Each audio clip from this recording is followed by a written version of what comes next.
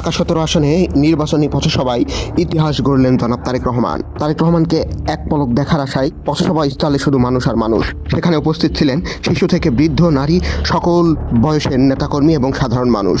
জনাব তারেক রহমান যখন পথসভার স্থলে পৌঁছান সেই সময় অনেকগুলো সাধারণ মানুষ অর্থাৎ কিশোর জনাব তারেক রহমানের গাড়ি ঘিরে ধরেন এবং তার সাথে সেলফি নেওয়ার জন্য তার গাড়ির সামনে মোবাইল বের করে উঁচিয়ে ধরেন। এবং পরবর্তীতে দেখা যায় জনাব তারেক রহমান যখন পথসভা স্থলে আসেন তখন চারিদিকে শুধু মানুষ আর মানুষ তার গাড়িকে শুধু ঘিরে রাখে। জনাব তারেক রহমান নির্বাচনী পথসভার প্যান্ডেলে ওঠার পর দেখা যায় তিনি উপরের দিকে হাত নাড়াচ্ছেন।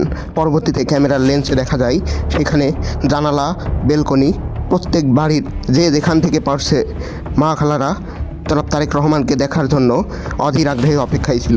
ভিডিওতে দেখা যায় সমাবেশস্থলে এক মুরব্বী ধানের শীষ মার্কা নিয়েও এসেছেন। আরও দেখা যায় কয়েকজন কিশোর জনাব তারেক রহমানের পথসভায় এসেছেন একমাত্র তাকে দেখার জন্য। আরও যেদিকেই দূরে বিল্ডিং বলুন, যাই বলুন, যেখানেই তাকান শুধু তারেক রহমানকে দেখার জন্য সাধারণ জনগণ উৎসুক হয়ে দাঁড়িয়ে আছে, অপেক্ষায় আছে। এবং সমাবেশ শেষে তিনি বেরোনোর পরও সাধারণ মানুষ তাকে ঘিরে ধরে। এই দৃশ্যই বলে দেয় এ যেন আপনার আমার সকলের তারেক রহমান। তাই সাধারণ মানুষ দেখে বলছে TR-17, অর্থাৎ ঢাকা 17তে একমাত্র তারেক রহমানকে আমরা এমপি হিসাবে দেখতে চাই। এবং আমরা যদি তারেক রহমানকে ভোট দিই তাহলে আমরা শুধু এমপি নয়, প্রধানমন্ত্রীও পাচ্ছি।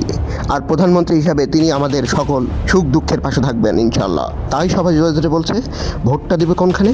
ধানের শীষের মাঝখানে।